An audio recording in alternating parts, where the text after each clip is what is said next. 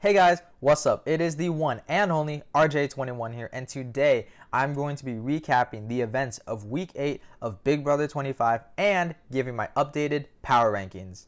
Week 8 started off being announced as the Big Brother Scaryverse week, ensuring a frightening week of Big Brother in store for the house guests. As we'll come to see, that didn't really hold true, but I digress. The Scaryverse week started off with Cameron and Jared returning to the game as Big Brother zombies, with one of them having the opportunity to resurrect their game live on Thursday. In addition to this, there would be no gameplay this week. And by that, I mean there would be no HOH, no noms, no POV, and no live eviction, just the Big Brother zombie twist. It's essentially like a bye week for the actual house guests that are still in the game, but that's just getting into semantics. The zombie twist worked very interestingly, and it worked like this. Cameron and Jared would compete in a part 1 of the overall zombie twist, and whoever won that competition would get the decision on whether or not they would play in the live competition on Thursday. If the house guest who competes in it would win, they would return to the house. But if they lost, the house guest that didn't compete would return to the house. So essentially, they would hold their fate in their hands, while the other person would just have to sit on the sidelines and watch and just pray that they fail. Obviously, I don't really like the structure of this twist. I don't like the fact that literally nobody goes home this week. I really don't like the zombies twist, but that's just my personal thoughts on the twist, and I've already expressed that in the past, and that's not really important to this. So, actually what happened this week is Cameron and Jared competed in part 1 of the resurrection comp, and it was the balancing comp with the shovel, and they would have to put balls in the other side of the handle and all of that, and Cameron wins that, and he wins that pretty handily. By the end of the comp, Cameron wins 30-0 or something close to that. It's pretty crazy. Now that competition happened on Friday. Skip all the way to Thursday. Yeah, skip all the way to Thursday. Don't care about Saturday, Sunday, Monday, Tuesday, Wednesday, because nothing happened related to the zombies twist in any of those days. Just skip all of those days because they don't matter. Skip straight to Thursday. And it is a live competition. Now, this competition was actually leaked on the feeds, and everyone thought it was going to be Caitlin's puzzle, the same one that Caitlin had to do in Big Brother 20 that she ended up failing. Everyone thought it was going to be that competition, but it was actually the ball balancing comp.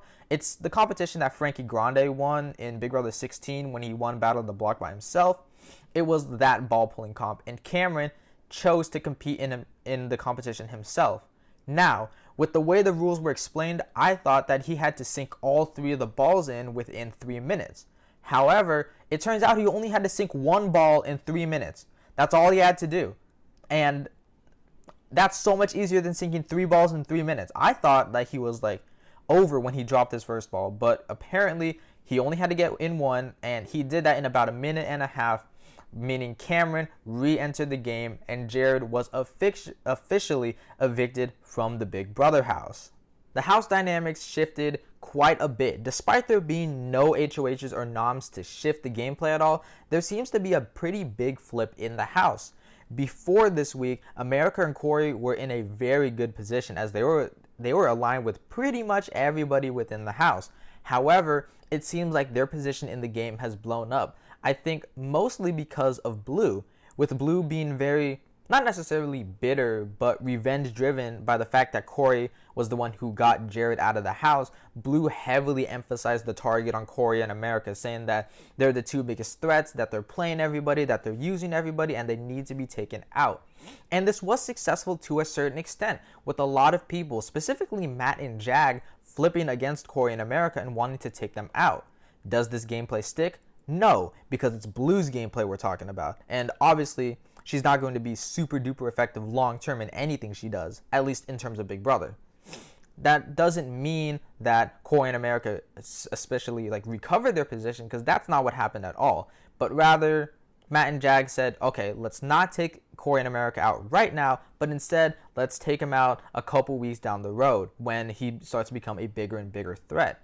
So as it stands right now, it seems like Matt and Jag are the center of the house. Corey and America are 2 of the bigger or biggest targets in the house, And it seems like everybody else is kind of just waffling around, kind of wavering with their loyalties, and kind of just waiting to see who wins a competition, who takes a shot at who, and seeing where the house falls. Just a quick disclaimer, this video is being filmed after the HOH and nomination ceremony, so I know who the new HOH is and who they nominated, and that will be playing a factor into my power rankings. But with all that being said, let's actually get into the power rankings. At number 11, the most recently evicted house guest, I have Jared. And there isn't really much to say about Jared. I already expressed my opinions about him and his gameplay last week when he was actually evicted from the house before he became a zombie. But now that he is actually out of the house and he's officially pre-jury, I can say that we were so wrong about him preseason. I think all of us thought preseason that he was going to be this great game player because the fact that he was Surree's son. And in preseason interviews, he did seem to express that he did know the game to a certain extent. It's just that he didn't know how to execute his gameplay. And that was exemplified in dividends this season. He was just such a loose cannon with his information. He got very emotional sometimes, and he was very I don't know how to even say it, almost not revenge driven, but he seemed very gung-ho on oh, if you wrong me, I'm gonna get you back, and this, that, and the third. And his gameplay was just really questionable this season. I didn't necessarily understand it a majority of the time, in that how he would withhold information from his closest allies and then get mad at his closest allies for making the wrong moves based on the information that he gave them.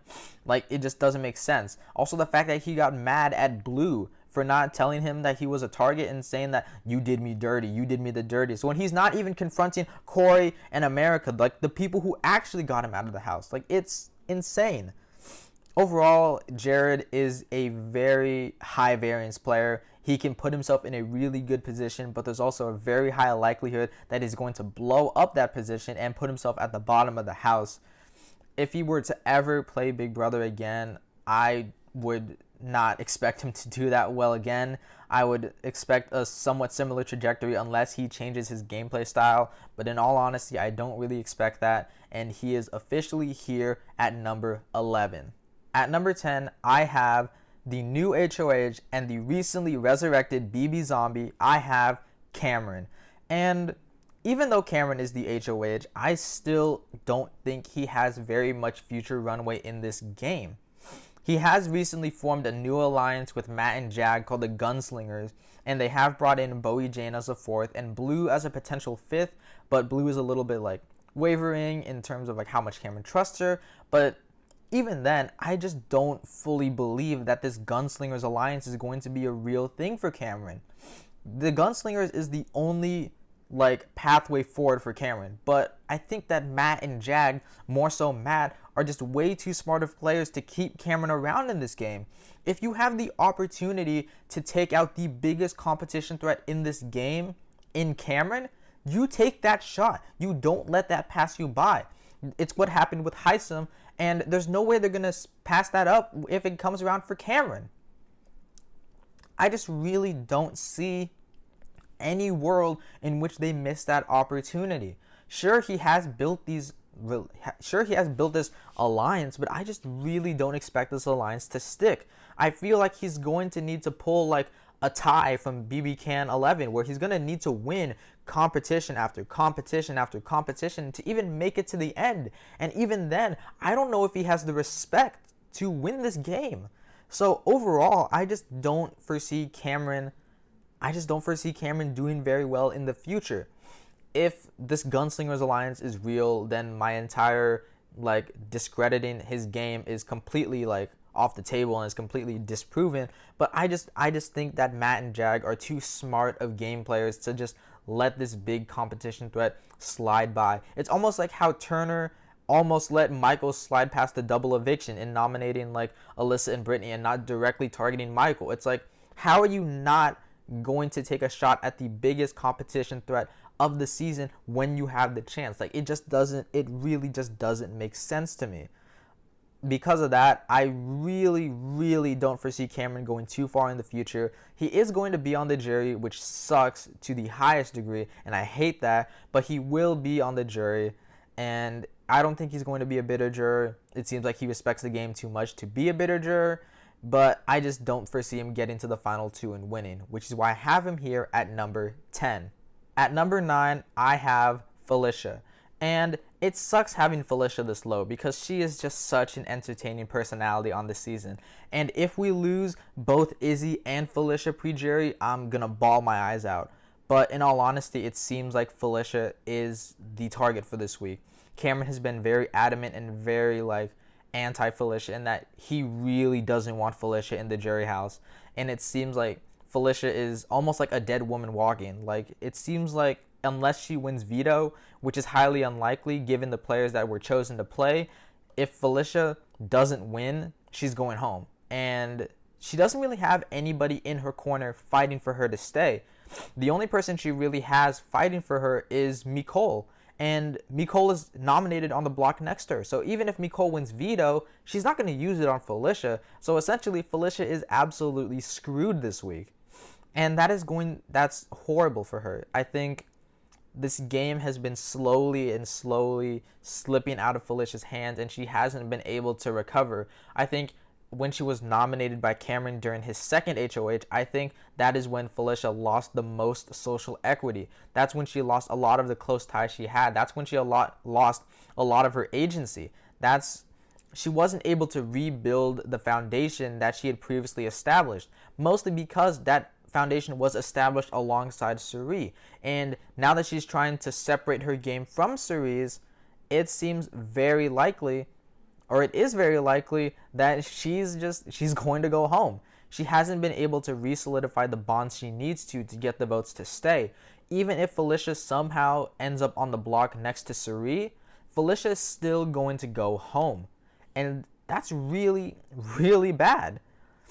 Overall, I'm just really disappointed by Felicia. Not in the sense I'm disappointed in her gameplay. I'm more so disappointed by the fact that she's probably going to go home this week, and it's almost like a foreseeable circumstance where Felicia is going to be evicted come Thursday, and that just makes me really sad because I've just loved her on this season so much, and she will definitely be getting some of my votes for America's favorite house guest.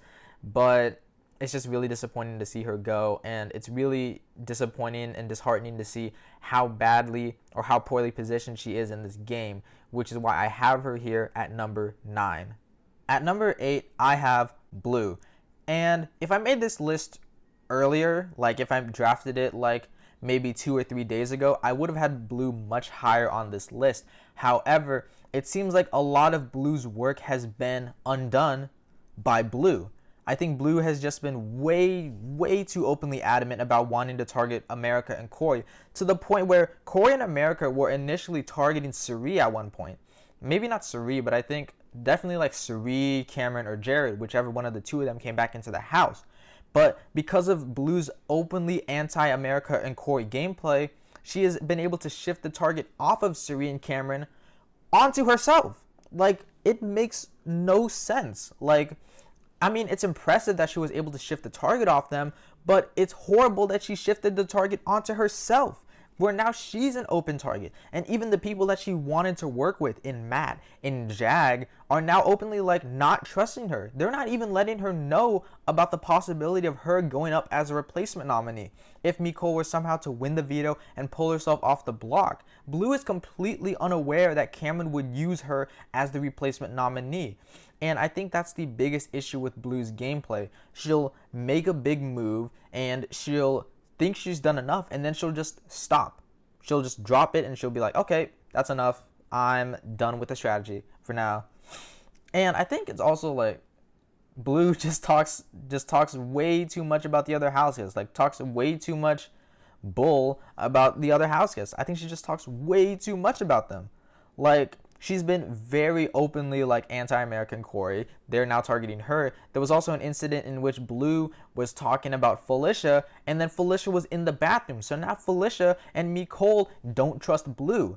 Cameron doesn't even trust Blue. Bowie Jane doesn't trust Blue. Matt and Jag are trusting Blue, but keeping her at an arm's length because they know how much of a loose cannon she can be. The only person she really has in her corner is Suri. And the only reason Suri is aligning with her is because Suri literally has nobody else to work with. Suri is working with Blue by default. And if I'm Blue in that position, I would be scared out of my mind because that is a very dangerous position to be in. Even though she has some people that do want to work with her to a certain extent, she's made herself way too big of a target, and it seems like she's going to be targeted very soon in the near future, unless this whole anti-America and Corey sentiment sticks. But I think people are going to target Blue before them, and that is going to be horrible for her, which is why I have her here at number 8. At number 7, I have Mecole, and it's really disappointing to have Mecole this low because she had such a good start. But I think her game has been slowly deteriorating as the season has gone on. I think when people say that Big Brother is a marathon, not a sprint, I think this applies to Mecole wholeheartedly. Even though Mecole wasn't sprinting in the beginning of the season, it's very clear that the effects of the mental fatigue of Big Brother are starting to take a toll on her. In the beginning, it was very clear that she had a very low social battery, but at least she was able to manage it effectively to the point where she could still socialize and she could still strategize with other people in the house. But now it's gotten to a point where Mecole is just getting annoyed by everything, and she's only willing to really conversate or talk game with people like Felicia or Suri, and she's really cutting off the ties that she had previously established in the past. Like, the ties that she had with Corey and America, it seems like those ties have been completely cut off. Matt and Jag are now openly wanting to target Mecole and Felicia if Corey and America, or Matt and Jag are targeting Mecole and Felicia before Corey and America, despite Corey and America being a bigger threat than Mecole. And it just seems like she's running out of runway. She's chosen her side, and she's now absolutely unwilling to waver from that side. And the unfortunate thing is that the side she's chosen to side with is not able to win any competitions. We're now getting to the point where these competitions aren't just luck-based. Like, it's not going to be like the crapshoot comp that Felicia won back in like week 3. These are like skill-based competitions. And if that's the case, Mecole is going to be struggling in these competitions a lot, as she's been exemplifying in previous weeks. This is really, really scary for Mecole. I don't think she set up her endgame as solidly as she thinks she did. She's definitely not as solidly in that endgame as much as she thought she was in the past. She had a route to the end with Corey and America. However, now that Corey and America are targets, instead of wanting to keep them around as like possible numbers, she's just like, yeah, nope, target them. I'm done with them. Just cut them off. They're all snakes, and I can't trust any of them. And while it's entertaining to watch, it's not very good gameplay. And I honestly don't see Mecole going too much further in the game, which is why I have her here at number 7. At number 6, I have Corey. And the reason Corey is this low is because how big of a target he is. He has really good inroads with a lot of people in the house. He's really good with Suri, really close with Matt and Jag. And those are as with the current landscape of the house, those are the power players within the game. And if he can maintain those bonds, he'll go a really long distance. The only issue is that he's just way too big of a target. There's way too many people in the house saying Corey's a big threat. We need to get Corey out. We need to get Corey out as soon as possible. There's just way too many people in the house saying that for me to put Corey any higher.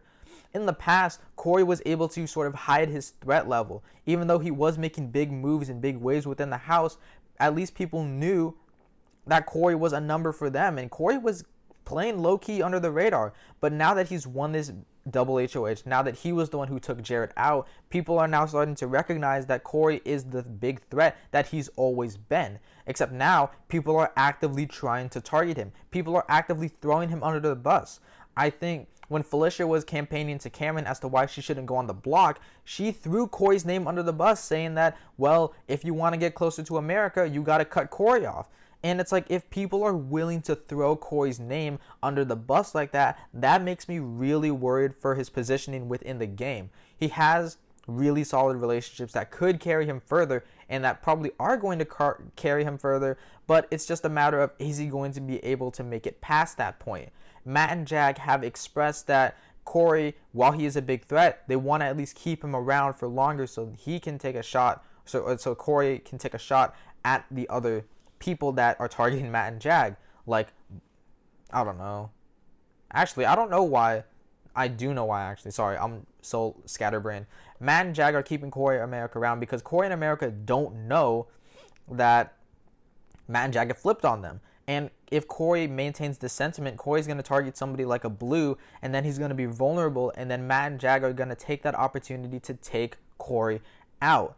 And it's just unfortunate because I don't think Corey realizes this. Corey's a really receptive player, and he's a very observatory player. He's able to observe everything and take in his surroundings, and he's able to use the information he has to the best of his ability. The only issue is that now Corey's in a position where he's blinded by trust. He's blinded by the trust he has with Matt and Jag, and now he has that blind spot where he doesn't know that Matt and Jag are targeting him. And that is going to leave him very, very vulnerable and very, very easily to be taken out. It's gotten to the point where people are targeting Corey over America. Like, this entire season, it's been, we need to take out America before Corey. We need to get America out. She's playing everybody. But now it's like, Corey's the game player. We need to get Corey out. And that is horrible for his game, which is why I have him here at number 6. At number 5, I have America. And it's like almost as if America is like the opposite of Corey, where America doesn't have as solid of inroads with other people within the house, but she's not as big of a target as Corey within the house. So it's weird having like America and Corey swapped, but America isn't being as actively targeted in the house as Corey is. However, if Corey were to win a veto, then obviously America would be the backup target and America would probably go home. But those are just very extraneous circumstances, and that's just me grasping at straws, trying to figure out like how America could be targeted. But outside of that, America doesn't really have the bonds Corey has. While Corey is very tight with Matt and Jag and Cirie, America's only really close to them because of Corey. And if Corey leaves the game, America's just not going to have many people that she can and would work with. She's tried working with Blue in the past, but Blue has been so anti-America that America's been able to recognize that and say, you know what? I can't work with Blue. I don't want to work with Blue. I don't need to work with Blue, even though she does need to work with Blue. America's just, it's just very, I don't know how to describe it. America's very, not one note, but America's very non-flexible with her gameplay, or as flexible as she needs to be. It seems like America is starting to build better relationships with Cirie, and that could definitely pay dividends for her in the future. But outside of that, America really doesn't have anybody in her corner actively fighting for her except for Corey. And if Corey's out of the game, she'll have nobody. I think America's good position in the game can be somewhat attributed to a lot of Corey's good work. I think Corey has been working tirelessly to try and improve both of their positions within the game, and America has benefited from that heavily.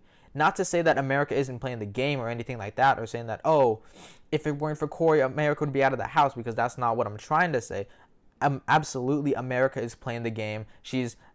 It's not like Blue, where Blue's like, America and Corey need to start playing the game, and they're not playing this game, and they don't even like each other. And it's like, that projection is just so icky. But with America, it seems like America has benefited heavily from Corey's gameplay. But now it just needs to be a point where America herself needs to be playing the game just as much, if not more, than Corey is, to the point where she needs to better her position.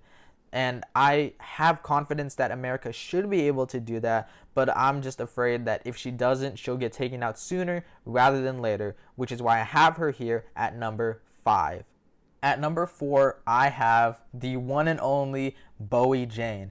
And how is Bowie Jane in this good of a position within the house? Like, Bowie Jane has been such a non-entity within the entire house, but now people are actively wanting to work with Bowie Jane. Like, it's not just the point where it's like, oh, Bowie Jane, we don't need to worry about her. She's not doing anything. Like, no. people are actually actively reaching out to Bowie Jane to want to work with her. Bowie Jane recently solidified a 3-person alliance with Matt and Jag called the Triangle of Trust. And I don't know how real of an alliance that is, but it just shows that Bowie Jane is now becoming a more and more valuable player. Not necessarily because of her strategy, but because of her being a solid number for whoever works with her. Bowie Jane has been very adamant about saying that if you want to work with me, I'll work with you. And that has been going great for her so far, to the point where nobody has even really considered putting her up on the block. The only person, or the only time I really remember anyone saying that I would put Bowie Jane up is when Jared was HOH, and that was only if Cameron ended up winning veto and taking either Corey and America off the block. So it was like very, very extraneous circumstances in which Bowie Jane would go up or potentially go home. And now in the game, I just don't see Bowie Jane going home in any sense like that. It's almost as if Bowie Jane is like guaranteed the end game. Obviously, I think if anybody sits next to Bowie Jane in the final two, I think they would most likely beat Bowie Jane, because it seems like, at least strategically speaking, Bowie Jane seems a little bit out of the loop. But sorry, it's just so funny that Bowie Jane, this person who constantly throughout the entire house has been kind of like, or at least throughout like the fan base has been kind of memed on as this non-participating character, is now in such a good position because of how little she's actually playing the game. It's crazy to me. But now she actually is playing the game, and she actually is like making moves now and actively working with people. Now that she's solidified this bond with Matt and Jag, and she has Suri like very closely working with her, Bowie Jane's in a great position. And as long as nothing too crazy happens, I think Bowie Jane could make it very far into the game. Do I think she's gonna win? Not necessarily, but I think Bowie Jane is definitely in for the long run, which is why I have her here at number 4. Now at number 3, I have Jag. And Jag to me has been a very high variance player throughout the entire season. I think I've realized more and more as the season has gone on that Jag's success depends on the people that he is choosing to play with. When Jag was playing with the likes of Riley and Blue, Jag was making actively poor decisions for his gameplay. But now that he's more solidifying his relationship with Matt and solidifying that final 2 with him, he's making much better decisions for his game. I think he's starting to recognize the social dynamics of the house now that he's working with somebody who way better understands the dynamics of the house, much better than Riley or Blue ever did. I think Jag is doing very actively good work. There is obviously like the slim possibility that he does get targeted if somebody like a Mecole wins HOH, but now that Cameron has nominated Mecole, I don't think Mecole or Jag is Mecole's number 1 target. So that's great for his game. I think the only issue I have is that he actively wants to go to the end with Matt, and I think Matt would handily beat Jag in a jury vote. But I don't think Jag is necessarily concerned about that as of right now. I think Jag is more so concerned about making it further into the game. And I think that he's set himself up pretty well. Back when the season first started, it seemed like Suri was the center of the house. Now that we're in like the middle portion of the game, it seems like Matt and Jag are the middle of the house. It seems like Jag's positioning is done more so because of Matt's good gameplay, and because Jag is Matt's number 1 ally, Jag is now being included in all of that close alliance making. But that's not to discredit Jag's gameplay, because Jag is actively doing a pretty good job. I think Jag was the one who persuaded Cameron and Matt off of targeting America and Corey so early, saying that even if that they are targets, they are numbers who want to work with us, so we need to keep that. And I think that's showing that Jag has a good mind for the game. I think it just really depends on the people he's bouncing his ideas off of. Because if he's bouncing his ideas off of bad players, he's going to get bad results. But now that he's bouncing his ideas off of good players like Matt, he's now getting much better results with his gameplay. And if he can continue this up, he's going to make a very deep run in the game. And I think he just needs to be much more, not necessarily open, but he has to be a lot more like strategically apparent that it's him doing all of these moves in order to increase his win equity. Because I think if he does that, he's going to be in a great position to win, which is why I have him here at number 3. At number 2, I have Suri. And I think this week in particular is exemplifying how good of a social strategy player Suri is. When people talk about a good social game, people just make that association with, oh, that means they're friends with everybody and everybody likes them. That's not what a good social game is. While that is an element of a good social game, that's not entirely what it is. A good social game is making people feel good about you to the point that they can actively trust you with strategy and respect the moves that you're making. And that is exactly what Suri has done this week. The way she's approached this game is that she's made herself like appear that, oh, I'm on the bottom, I don't really have that much runway, I'm just trying to bond with you on a personal one-to-one human level instead of a game level. And because she's done that, she's been able to repair almost all of the relationships that were broken because of Izzy and Jared. Like, all of these bonds that had been broken in the past, she's been able to repair. She's regained the trust of Corey and America. She's regained the trust of Felicia and Nicole. More so Felicia than Nicole, but still, she's regained their trust. Now it's like, and now she actively has Matt and Jag working to protect her. And more so Matt than Jag, but still, she's being protected by all of these sides, and she's in a great position. I just feel like people are starting, because she was exposed in the past as being this big threat controlling the house, there is definitely that thought in the back of people's heads thinking that, oh, well, if Suri can dominate the game in this good of fashion in the past, then Suri can definitely do it again, and that would definitely be an issue for her if she were to end up on the block next to somebody, which seems to be a somewhat high possibility this week if Felicia were to win the veto, and that's definitely scary. But I just think that Suri has repositioned herself so well within the house to the point where Suri is no longer anybody's target. Nobody is actively saying we need to get Suri out. People were saying that. People were definitely saying that we need to get Suri out. But now it's gotten to the point where everybody's like, I want to work with Suri. Like, it's crazy how she went from number one target to almost number one loved person throughout the entire house. Is she in the best position in the house? No, that's why she's at number 2. I definitely think that there are blind spots in her game, and I think that just other people are just better positioned than her. But I think that Suri's threat level and the fact that nobody wants to actively target her, unlike somebody like a Jag who is arguably in a better position than her, I think that's just displaying how good of a player Suri is. Suri has made herself a non-threat, a non-target to basically the entire house. Jag, while he has bettered his position, he's still a somewhat big target. There are people who still actively want to target Jag, but Suri, she doesn't have that, and that is great for her. If she can maintain this low profile, she's going to make it very far into the game, and that's why I have her here at number 2. Now at number 1, the person I believe to be in the best position in the house, it is Matt.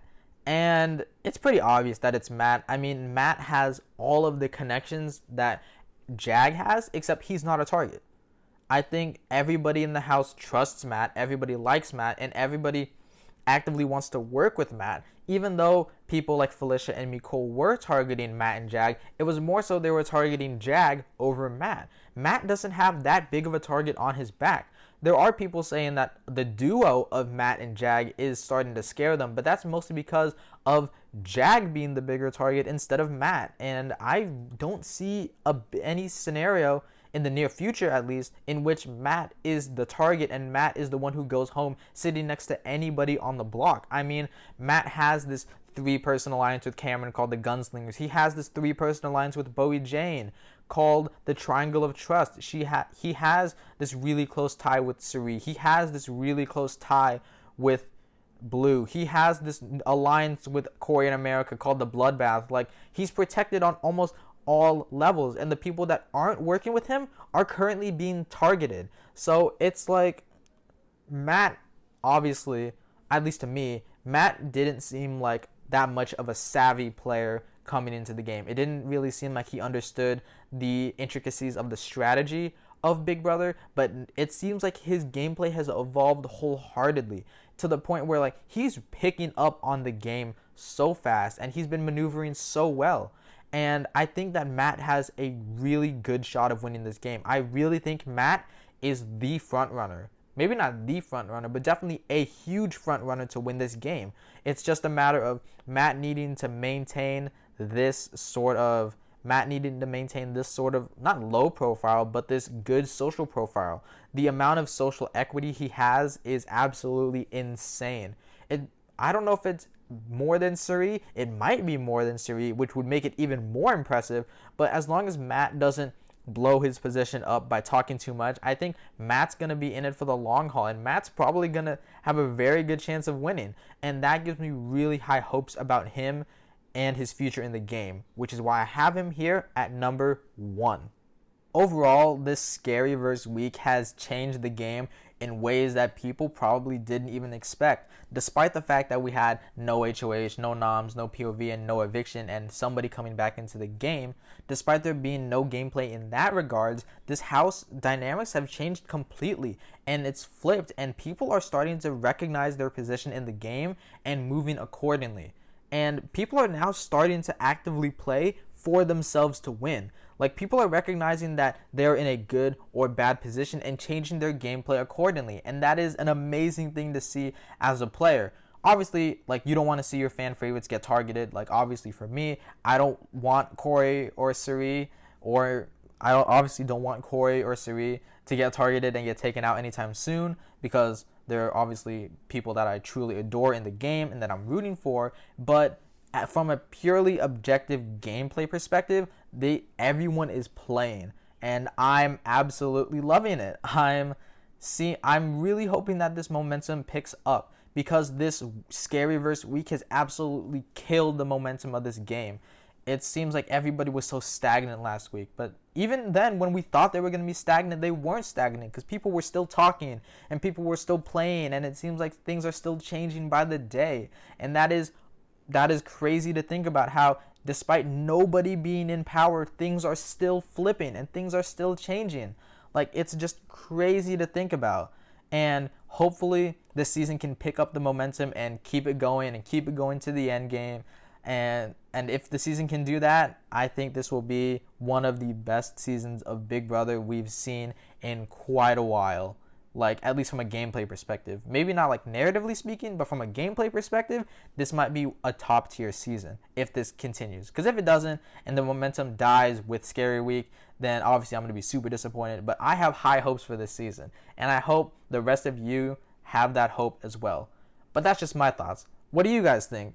Leave your comments in the comment section down below. Be sure to like, subscribe, share with your friends if you have any of those, and I'll see you all in the next video. Peace.